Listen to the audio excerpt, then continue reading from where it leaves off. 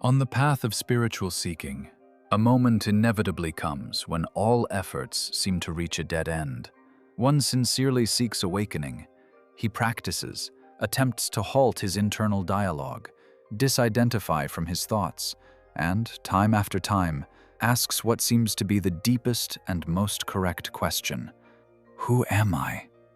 Yet the very question of who is thinking, who is observing, is the primary obstacle toward seeing reality precisely as it is. This question is not born of the depths of awareness. It is simply a consequence of the mechanics of habitual human thought. Our mind is so programmed that it automatically seeks an author for any action. In our worldview, there can be no doing without a doer to perform it. If water flows, the mind calls it a river that flows, as though there were some object, distinct from the flow itself, performing this action. And whilst we can still understand that, in the case of natural phenomena, this is merely a linguistic convention, when it comes to ourselves, we immerse ourselves in this illusion entirely. We sincerely cannot conceive that there can be perception which no one perceives. The mind dictates its own rule. If thoughts arise, there must be someone who thinks them. If observation takes place, it means an observer must be sitting somewhere inside. But if you are still asking the question, who, it means you have not yet asked another, truly important question. What is the nature of the mind itself?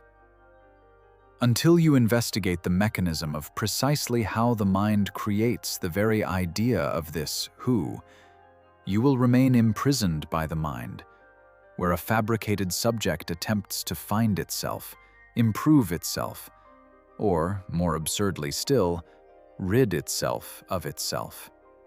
Let us look at the very root of the matter. Does the one who asks all these questions exist at all? And who, in reality, achieves enlightenment if the person who so desires it is merely an illusion? What we have grown accustomed to calling ourselves. Right now, you have a very clear sense of separateness, a feeling that you are here, inside this body, looking out of it, whilst the entire rest of the world is somewhere there.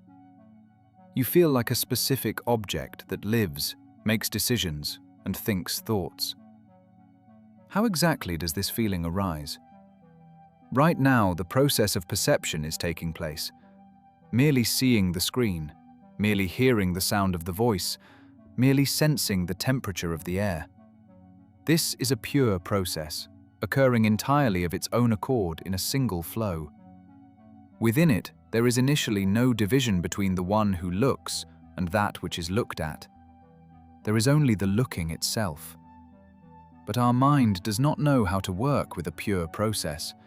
It requires forms and objects. From the unified field of perception, the mind cuts out certain fragments, as though with scissors. Out of patches of color and shadows, it assembles a form and says, "This is a table." Out of other sensations, it assembles a body. And then that very habit of human thinking we spoke of comes into play. Every action must have an author. And so, in parallel with the process of perception, a thought arises. It flits by very quickly in the background. This is me seeing the table. This is me hearing the sound. These are my sensations. It is precisely here, alongside the thought of appropriation, that the ego is born. The persona emerges at the very instant a concept arises, claiming copyright over what is happening entirely of its own accord. Do you realize what is happening? The I is not some real object inside you. It is not even a feeling of presence. The I is a thought that speaks of a certain character. The thought itself does indeed arise and is perceived, but the character it speaks of is fabricated. It is assumed by default, simply being designated as the author of all experiences. The problem is that superficial, inattentive perception does not allow us to notice this trick. Thinking creates the idea of a separate I right on the fly, which supposedly thinks these thoughts. And then the most amusing thing happens.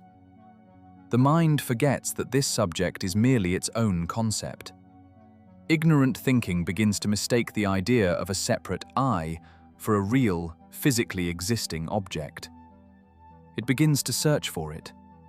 It looks inside, attempting to feel out this thinker, but, naturally, finds only emptiness or other thoughts there. Having failed to find the author, the mind sits back in bewilderment. Hang on. Thinking is certainly happening, but who then is thinking it? This is why it is so difficult to rid oneself of the sensation of a separate personality, even if you have already understood everything intellectually.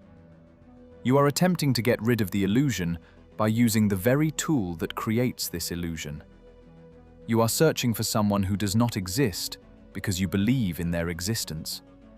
You confuse the real sense of presence, the feeling of life itself, with that conceptual narrative which the mind wraps over this feeling. The sensation of I am is real. But the idea that this I is a separate person with a specific name, past and future, sitting inside and directing his own life, that is merely a fairy tale told by the process of thinking. When a person begins to search for themselves, the mind offers a cunning compromise. Very well, you are neither the body nor your thoughts. You are the observer, the one who sees all of this from the outside. Here a new game begins, in which one can remain stuck for a long time. A person sits down to practice meditation and attempts to adopt the position of the observer. But as soon as he does so, the following question arises almost immediately. Hang on, who then is observing this observer? Who sees the one who sees? This is akin to a torch attempting to shine its light upon itself, or like attempting to turn one's eyes backwards to examine one's own retina. Let us look at this process more simply. When you look at a tree, you see a tree. When you turn your attention inwards and attempt to find the one who is looking, you discover a certain silence, emptiness, or a subtle sensation somewhere in the body. Yet this silence and this sensation, they too are perceived. They have become objects of your attention. Consequently, this is not you once again. Everything towards which you can direct your attention automatically becomes that which is looked at. You will never find the observer themselves as an object. The observer is not an entity sitting inside your head. The observer is merely another thought suggesting that the process of seeing must have an owner. Hence arises another popular aspiration amongst spiritual seekers, to see that I am not my thoughts. They attempt to let go of these thoughts, to unpeel them from themselves, to somehow detach from them. But if you wish to detach thoughts from yourself, have you then evidently already found this very self? And, on top of that, have you found the place where thoughts are fastened to it? If you have not found this self, why then are you trying to unfasten that which is not fastened to anything? Why not then pose the question differently? For instance, how can I see that I am not the bird flying outside the window?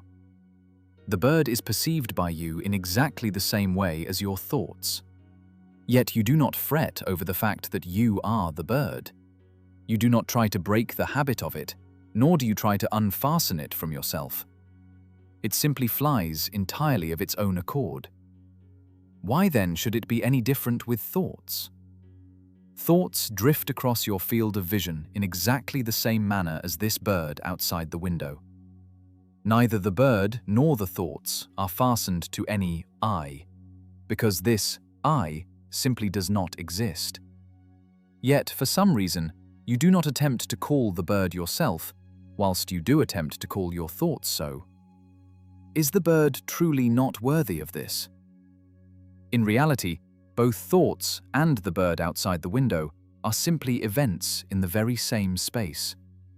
They occur absolutely of their own accord. and there is no separate person to whom these events could be tethered. When we cease searching for a fabricated observer and simply allow thoughts to drift by, that which is customarily termed non-duality, or the awakening of consciousness, reveals itself. This is not some sophisticated philosophical invention. It is not a complex concept that one must memorize, nor a religion in which one must believe. It is an absolutely living, direct experience. It is a living reality that becomes evident right here and now, as soon as the veil of habitual thinking falls away. Yet when a person first encounters this, an internal contradiction arises. The mind rebels. Hang on, spiritual masters insist that there is no one. But how can there be no one if, right now, I feel perfectly clearly that I am? I do, after all, sense my own existence. How can I be convinced that I do not exist? The fact of the matter is that when you feel this very I am, you are not mistaken. This feeling does exist. But let us take it apart. What does it consist of? If you look closely, that which you have grown accustomed to calling yourself is glued together from two distinct elements. The first element is a pure sense of presence, merely the sensation of life itself, of energy, of clear existence. It has no form, no name, no age. It is simply the fact that life is happening right now. Yet the second element is an instantaneously arising thought that says, "This is my presence. It is I who exists. I am a specific person. I have a past, a future, a history, relationships, and problems." Do you feel the difference?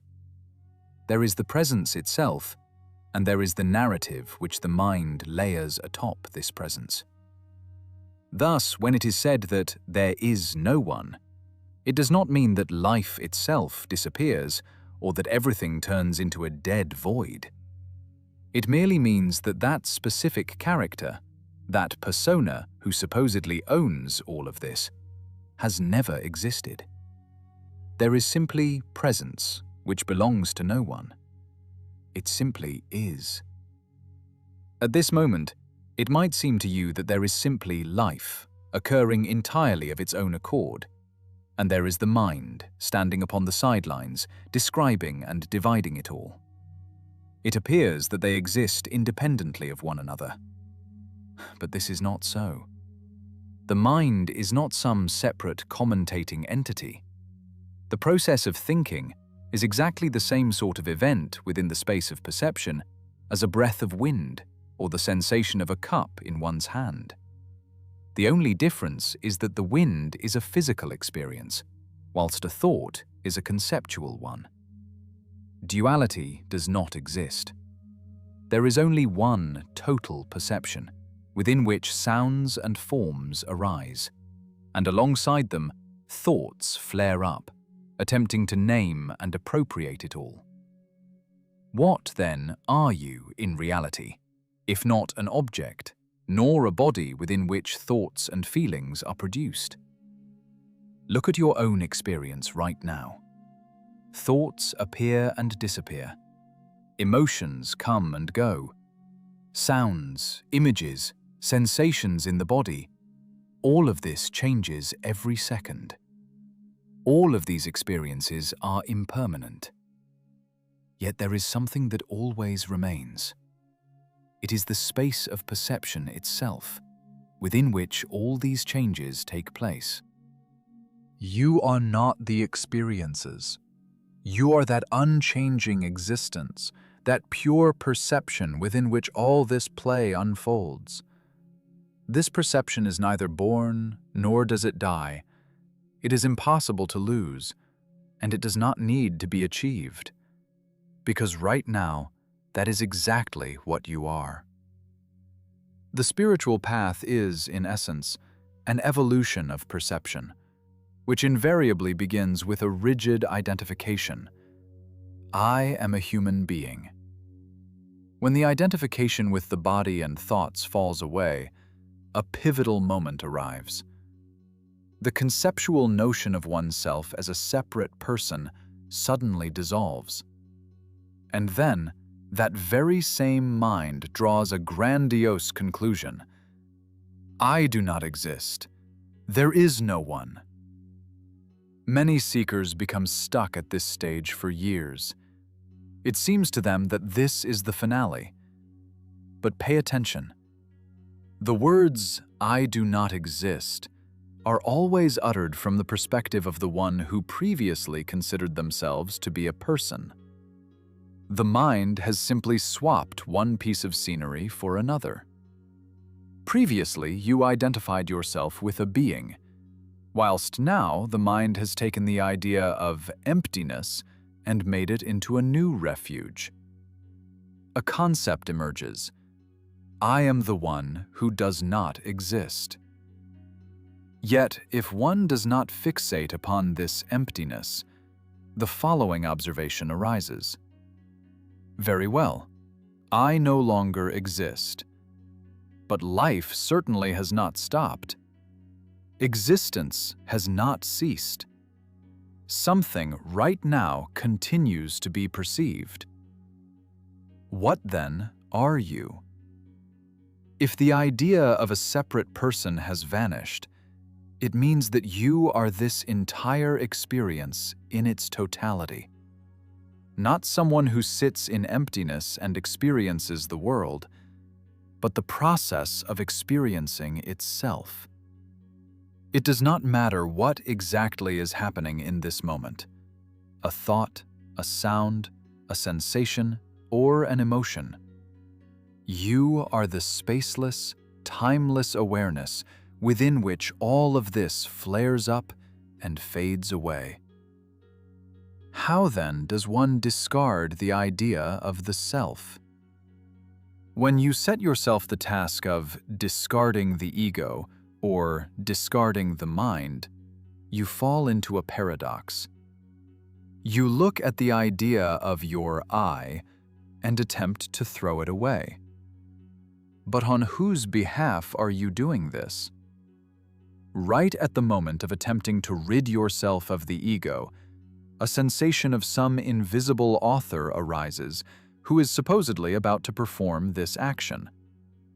You begin to search for this subject. Right, and who is currently attempting to discard the idea of the I? But it is impossible to find him. As soon as you direct your attention towards him, he instantaneously transforms into an object, into yet another perceived thought. And you slip out from beneath him once again. The secret lies in the fact that you do not need to discard anything at all. The idea of the self is not glued to anything. You merely need to sense and clearly see that subject who, right now, is supposedly attempting to become enlightened, to discard the ego, or to improve themselves, is a myth. It is simply a concept that is automatically generated by the mind in parallel with the action itself. You need not to rid yourself of the subject, but to see that it never existed in the first place. As soon as this concept collapses, the very division of reality into the one who looks and that which is looked at vanishes as well. Only pure looking remains. A life in which there are neither objects nor subjects, merely a single flow of experiences.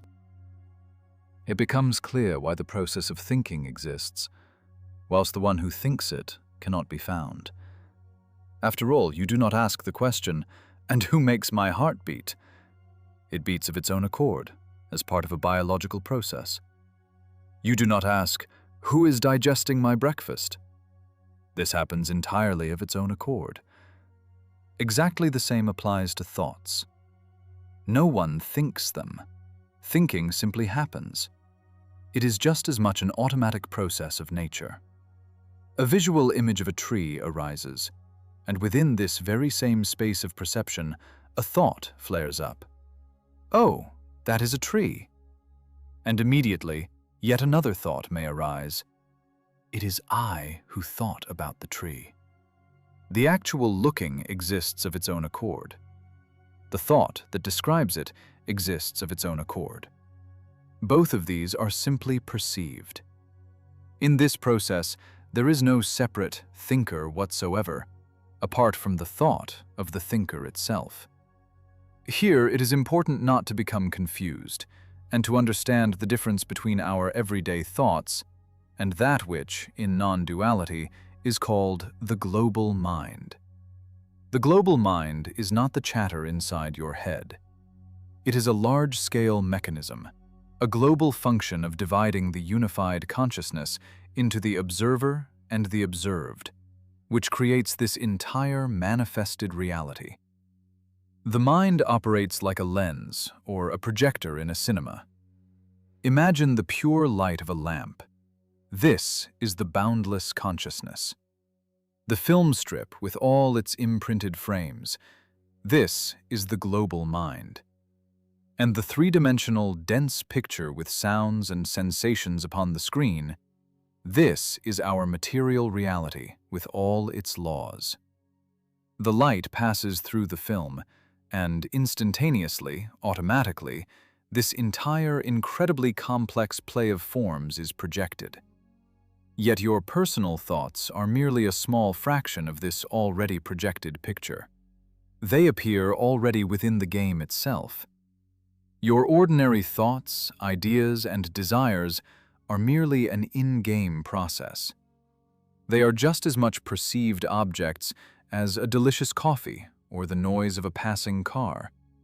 They simply flare up and fade away upon the screen of your perception, possessing no real author whatsoever. This is simply part of the unfolding script. A human being is a highly specific lens of the global mind, through which consciousness looks at itself. Hardwired into this lens are the basic settings, that very biological template: gravity, the laws of physics, logic, time, and space. The order and laws of nature are not something existing separately. They are the properties of the lens of perception itself. If you put on glasses with red lenses, the world will be red. The color red is not a property of the world. It is a property of the glasses. In exactly the same way, the highly complex biology, physics, and cause and effect relationships are properties of the glasses called human. It seems to you that the human body is incredibly complex and that it had to be planned by evolution for a very long time because your mind thinks linearly. The mind cannot comprehend infinity. For the boundless consciousness, there is no difference in complexity between manifesting a void and manifesting the highly complex neural network of the brain. This costs it no effort whatsoever. It is simply a spontaneous flash of energy taking on such a pattern. Why, then, is the world seen precisely through the sensory organs of this specific body and not another? Why did I end up precisely here? This very question presumes that there initially existed a certain you who was taken and placed into a specific body. But no one has placed you anywhere. Recall how you dream. In a dream, the world also seems dense. You feel the earth beneath your feet. You experience fear. You look at everything from the eyes of a specific character. Why did you end up in his body specifically within the dream? For no reason at all. The dreaming process simply focused attention upon one specific point, gathered a picture and sensations around it, and the mind instantaneously named this point myself. In reality, exactly the same thing occurs. The density of experiences is created by the focus of attention. Right now, a process of powerful focusing is taking place. There is a picture before the eyes. There is sound. There is the sensation of breathing. This is merely the assemblage point of perception. And right within this very same flow, an automatic thought flares up. This is my body. It is I who am looking from here. Yet perception is not located inside your body. No perception whatsoever enters into you. On the contrary, it is the body with all its sensations that is located inside your perception. It appears within it, in exactly the same way as a tree outside the window or a bird flying past. And as for other people, life simply unfolds through billions of forms. In each organism, its own sensory organs operate and its own focal points are assembled. But the other person, as a separately existing subject owner inside that body, is exactly the same illusion as your own separate I. That pure presence, within which this entire colossal play of forms arises, is one. Within it, there is no division into one's own and another's. This is why spiritual masters so frequently repeat the words that initially irritate our minds so much: I do not exist. They say this not because they have turned into empty, emotionless zombies. On the contrary, life is brimming within them. But they clearly see that that fabricated character, who supposedly appropriates thoughts, makes choices, and controls processes, has never existed. The words, I do not exist, mean only one thing: absolute freedom from the necessity of being someone. Hence, the final great question of the spiritual search falls away as well. If everything happens of its own accord, and there is no one, then who achieves enlightenment? No one. A persona cannot achieve enlightenment because the very concept of a persona, the very belief in the existence of this separate I, is the very illusion that conceals reality from you.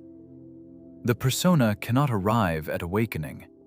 It disappears within it.